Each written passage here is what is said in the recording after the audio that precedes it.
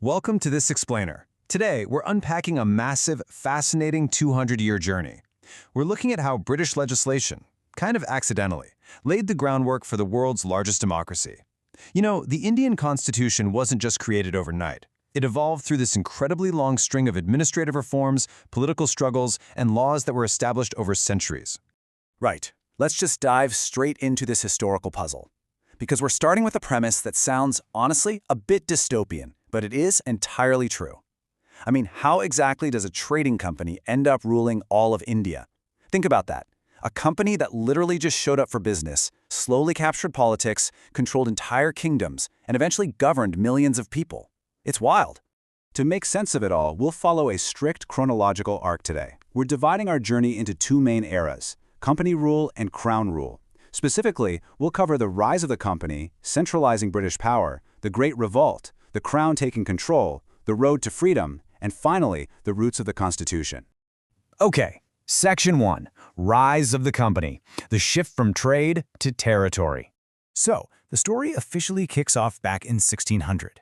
That's when Queen Elizabeth I granted a royal charter to the East India Company just to, trade. But in just over 150 years, the company morphed from simple merchants looking for spices into a terrifying political and military juggernaut. The Battle of Plassey in 1757 was the real game-changer for their political influence, and then the Battle of Buxar in 1764 locked in their military and imperial rule. Literally, they weren't just traders anymore, they were the rulers. Moving to Section 2, Centralizing British Power, the era of company rule from 1773 to 1858. Now, this brings us to a period of intense legislative reform. Why? Well, the British Parliament suddenly realized they desperately needed to rein in this massive, corrupt corporate beast. These 5 key acts form the absolute backbone of the company rule era. It's basically a steady, undeniable march toward total centralization by the British government. You see, by the 1770s, company officials were incredibly corrupt, and the company itself was actually facing a huge financial crisis. So the 1773 Regulating Act drops.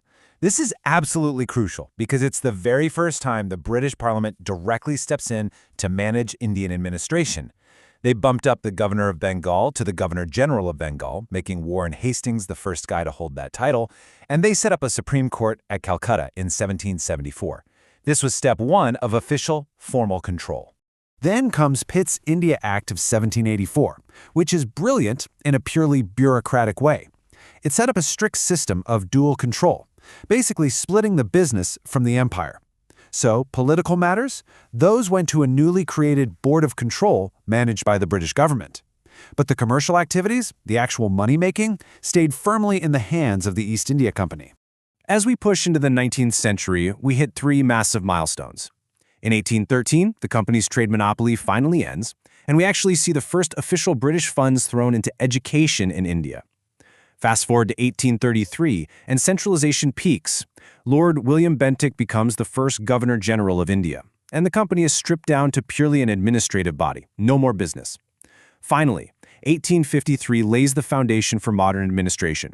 They introduce an open competition system for civil services. And honestly, that's a concept that still massively impacts India today. Which brings us to Section 3, the Great Revolt, the turning point of 1857. Because look, you cannot run a country like a giant corporation forever without facing some intense pushback. And in 1857, it was an absolute explosion of anger. We're talking soldiers, kings, peasants, ordinary citizens, all rising up together against British rule. Militarily, the rebellion failed, yes, but the message to London was crystal clear. The East India Company was completely, undeniably unfit to govern. The shockwaves from this, they meant company rule was officially dead. So, we enter Section 4, the Crown takes control, the era of Crown rule from 1858 to 1947. Let's see how this builds into the direct rule of the British government. Now, what is super interesting here is the shift in titles. With the Government of India Act 1858, the East India Company is totally abolished. Lord Canning steps up as the very first viceroy.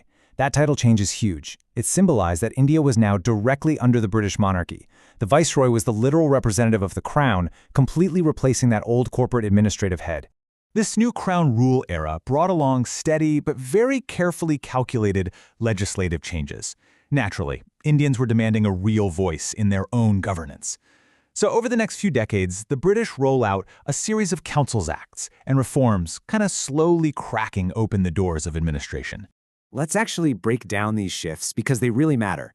In 1861, we get the very beginnings of representative institutions. Indians are finally nominated to expanded councils. By 1892, they allow budget discussions and introduce indirect elections. But the 1909 Morley-Minto reforms, that is a massive historical turning point for this explainer. Why? Because by introducing separate electorates for Muslims, they literally planted the early seeds of communal politics. And sadly, that would eventually contribute to the tragic partition of India. Following World War I, Indians fully expected self-government. Instead, the British handed them the 1919 Montagu-Chelmsford reforms.